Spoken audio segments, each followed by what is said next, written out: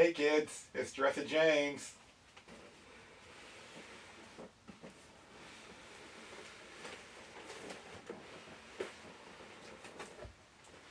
This is the biggest dinosaur I've ever reviewed, so here we are. Special thanks to Juan Salazar, the owner of Super Happy Incredible Toys here in Houston. He gave this to me because he said, "Hey, I know you'll appreciate it," and that's really cool. And so this is from it's called the slideshow statue Spinosaurus. And so I thought I've already done Spinosaurus video before. At that time, this PNSO figure was the largest one I had. Things are changing, so yeah, let's get started.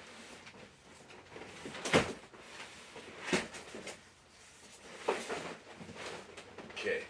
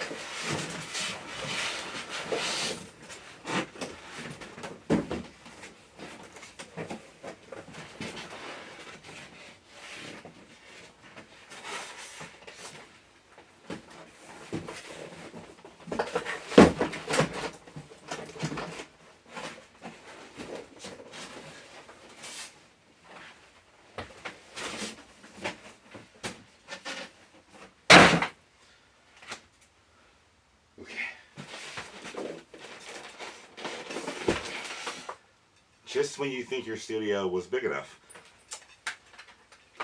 The official scissors of Jurassic James.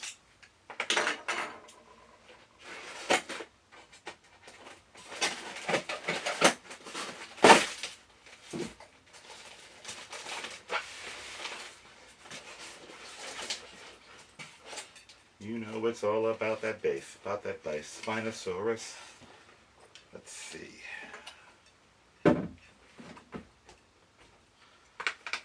Okay, so that is this side.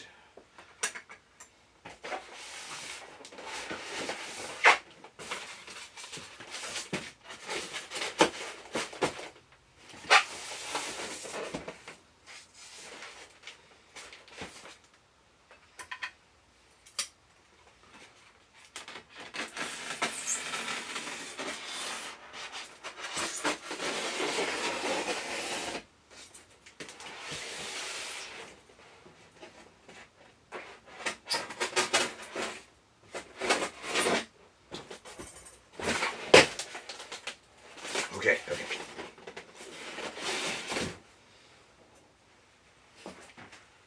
I think we are a post scissors moment.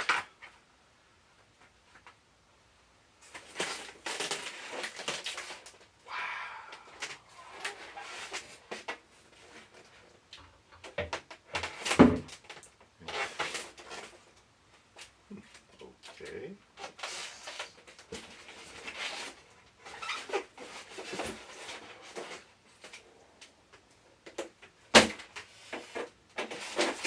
Oh.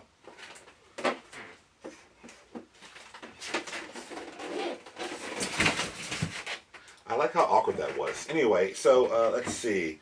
So here the guy is. Here it is, and here's the base.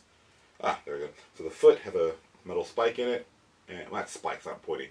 And there's a shape right there, and it matches the shape right there. So much like lowering Darth Vader's mask, put it right in there. Okay. I must say that this, I believe, is the finest dinosaur figure or statue. It's not a toy. It's a statue. Or first statue. Well, no, I have another one in our house here, but there's a wedding present for my friends. But this is, yeah, this is really, really amazing. I love everything about this. This is so cool. It feels kind of like a porcelain, but not that soft. I don't know, that delicate or brittle. So this is so cool. Okay. There's a topic at here. Spinosaurus, right. So here's the thing. So first and foremost, I want to point out that Okay. The first thing I know, Dr. Nizar Abraham, who the current top researcher for Spinosaurus, who's been in documentaries like Bigger Than T-Rex, I think his first response would be, those legs are too long. I believe the statue was made before his research came out, so I'll give him a pass. But still, even it's one of those things where I have in my mind two dinosaur views. One is like, here's the absolute hard, most updated science, and two is like nostalgia. And so, if you're looking at your pre Dr. Abraham Spinosaurus, it's great. Now, one thing to point out with this guy that started with the skull. That Spinosaurus is a group. Again, discovered. I've done a video before, but discovered in 1912 by Ernst Stromer, Dr. Stromer, a German scientist, and he found the bones. He found neural spines. These bones, the parts you're seeing here in the back. For you humans, just touch the back, the middle of your back. You feel little bumps there. That's your neural spine. They're 6 feet tall for Spinosaurus, and of course, the original Spinosaurus was lost in World War II in 1944 when the Allies bombed Berlin. Even though it's from Africa, it was in a museum in Germany. And so, I'm sorry, this is really cool. Okay, so focus, James. The idea is that, look at the teeth are different sizes, different shapes. That's really good because there's not, I mean, they're overall the shape of tooth, but there's different sizes, basically. And so they get bigger right along here. What's really neat is, let me show you this, that from above, this now kind of narrows here to here. And so that little notch there is thought to be useful for. I should put that back in before I. Wait a minute, am I doing it backwards? Oh, it's backwards. Look at me being a terrible science person. Oh, there's little dinosaur footprints on this. Okay, so little slide note there.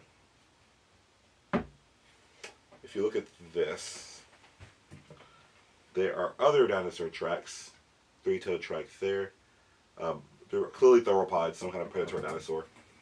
And it makes sense because this guy lived in essentially a swamp.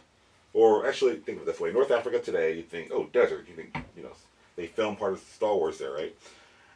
I did it backwards. Sorry. It matches more.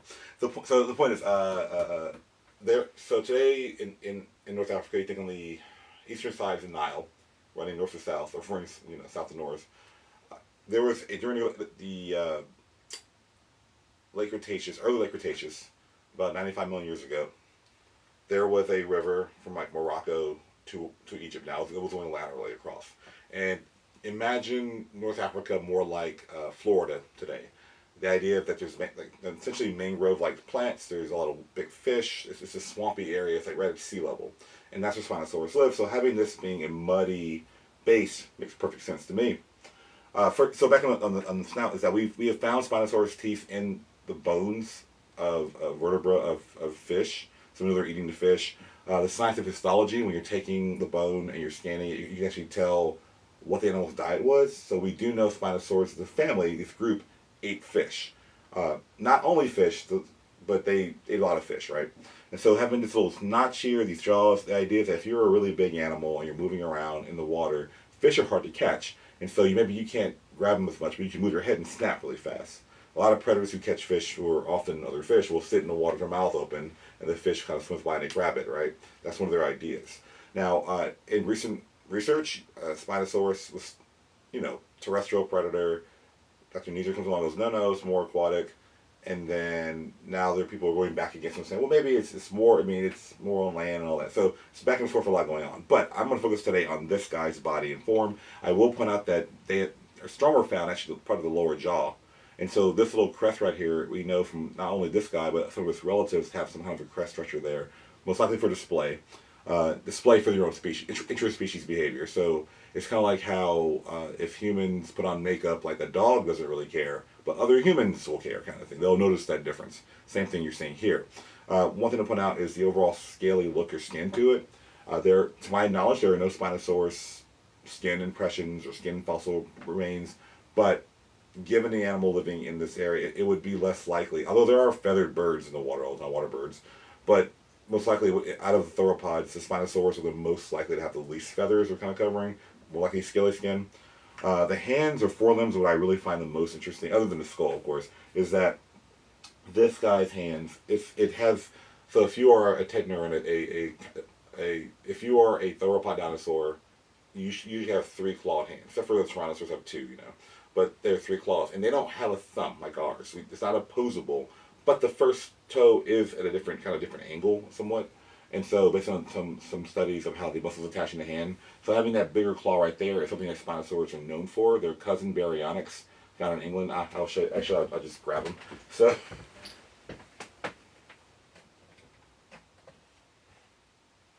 Side note, people often, I know in the age of Zoom, people apparently would Zoom in pajamas or underwear.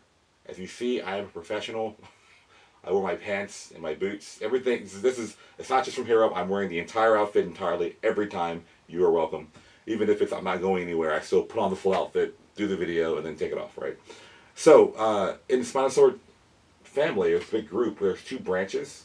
The English, or found in England, we're now calling them Baryonyx, and then the Spinosaurus itself from Africa, North Africa. And so all Spinosaurus are pretty much all it's like, depending on who you talk to, 10 to 15 species of Spinosaurus, or 17 in some cases. Some people think they're related to each other, or maybe the same genus. But the main thing is they're found mainly in Europe, Asia, South Africa, South America. South America, Africa, Europe, Baryonyx, and Asia. No Spinosaurus, no from North America, actually. But whatever, right? So the idea is that Baryonyx itself means heavy claw because they have that really big, that first claw. So that's something we see in the group. They often have a bigger claw on the first finger, or first digit, and the smaller one's there. But they do have large claws overall. That's a big standout, which is one of the reasons why at some point it was believed that Megaraptors could have been Spinosaurids, or at least close related to them. But they've been there. That was last week's video. So moving forward. So look at the arms like that, and again how they're palm to palm. I've been harping on this the entire time this channel existed, that the hands do not do this. They are like this. They're holding it like a basketball in their hand, basically. And so that's really cool there. I love how sharp the claws are, because obviously if you're hunting fish, you want to have a sharper claw to grab and rip and tear. So what you're seeing basically right here is essentially the pubis bone. So on your hips, humans up here, we have ilium. There is where the ilium would be for this guy. There's a bone going forward called the pubis, one going back up the ischium. For dinosaurs, in this case, this is your pubis, this is your ischium. But in humans, they turn like this. The bones are smaller and going kind of down. But in dinosaurs, they're side by side here. So you've seen that bone there. Now, there's a huge argument and debate in paleontology about, or paleo art particularly, how fleshy should your dinosaur be. And so my example is a hippopotamus. If you see a hippo skull, they have these they look like monsters, but they're really fleshy. They kind of like a cute, meaty face. So some paleontologists, paleo artists, will draw a very tight, kind of shrink wrap look. Some more fleshy, and that's something that's really hotly debated. I lean more towards fleshy in general, but these are it's dinosaurs. They are reptiles, not mammals. So it's just a big whole thing. But the main thing is, that's what that little bridge right there basically is. The neural spines are cool because people often depict Spinosaurus with this kind of like capital letter D laying down shape. Actually kind of goes up and dips down like that and goes here. And so this is really good to see that too as well. Now the recent research on the tail, of course, I remember when I met Dr. Abraham, he came to the Jones Hall in a museum downtown Houston. And I didn't get tickets because I didn't, I work in a museum, but friends of mine couldn't go, and they gave tickets to my wife and myself. We went, and one of my coworkers, a prep lab team member, asked him in the Q&A if he'd come to the museum. The next morning, I told my staff, because I had classes to teach, so I told my staff, I had a picture of him, say, if you see this man, get him all access passes and come find me, even if I'm in class. Luckily, he came after my class, so I was able to meet him, take pictures with him. And he told me at the time that, and again, if you want to know more about this story, look up Bigger Than T-Rex. It's a documentary, I think, on PBS. But he told me they had found kind of some of the front parts here. He said we were finding something that we're going to publish soon. I can't tell you, because in paleontology, or any science, you don't want to tell people what you're publishing ahead of time, because all the reasons why people still work, whatever. And so it turned out it was the tail part. And so there are taller neural spines on the tail that imply that, showing more of the water-like style. There are many videos on social media of Spinosaurus just entirely submerged in water, just swimming around. We don't know if they did that, per se, but they would have. The main thing is, it is at the water.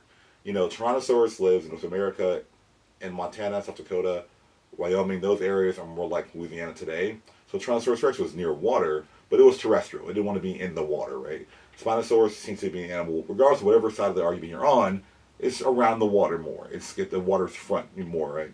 And so that's why, again, I like this base because it has this, you know, the layer of mud. It's like really mud and sloppy. It's walking on and squishing mud, right? As far as the feet go, beautiful feet, we have the three main. So basically, with these guys, you have these three middle, if it were my foot, toes, and then on the inside you have a dew claw. Now, for like Tyrannosaurus, this is reduced down to a nub in the skin. With Spinosaurus, I don't know if we have that information for Spinosaurus, but there are four toes, four clawed toes. You can see. So there's a three right here, and then if you turn this way, you can see the other dew claw there. I do like the way it's moving its foot, even though again the legs are technically too short, too long compared to the new research. But we see these fleshy pads here on the back of the feet because early dinosaur discoveries, you know, you see these feet and they were assumed to be kind of like ducks because, you know, ducks have very thin, narrow bones and like webbed toes. But we find dinosaur footprints and we see these big pads.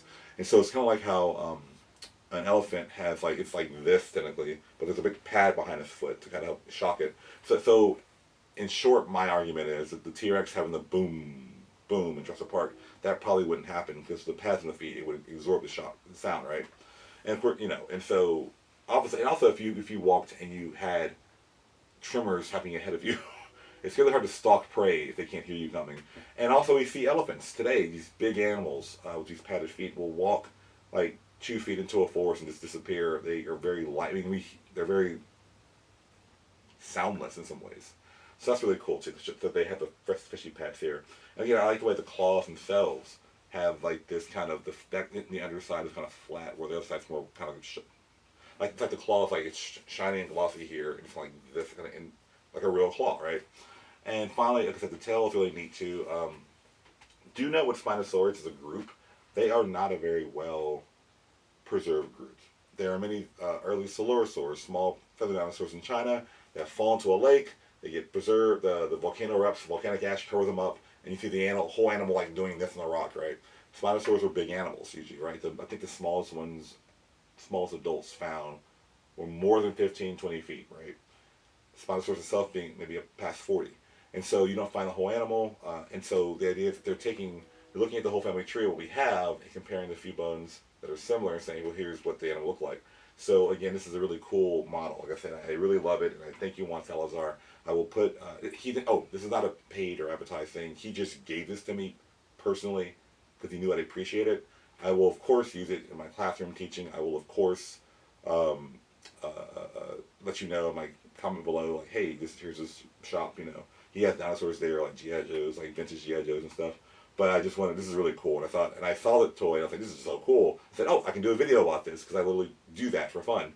And so here we are. But again, the company's name is Sideshow. Nice Spinosaurus model statue. The other rock. I thought that was a bit of a bone, but these are rocks and stuff in the mud. So anyway, really cool model. It is my first full-size dinosaur statue like this. It is really cool. Oh, look at the eyes. Okay. So, good. So I'm going to turn it toward view. And so if you look right, I'll get close right there. You can kind of see where the snout, even though it's broad, it still kind of narrows, and the eyes can look forward.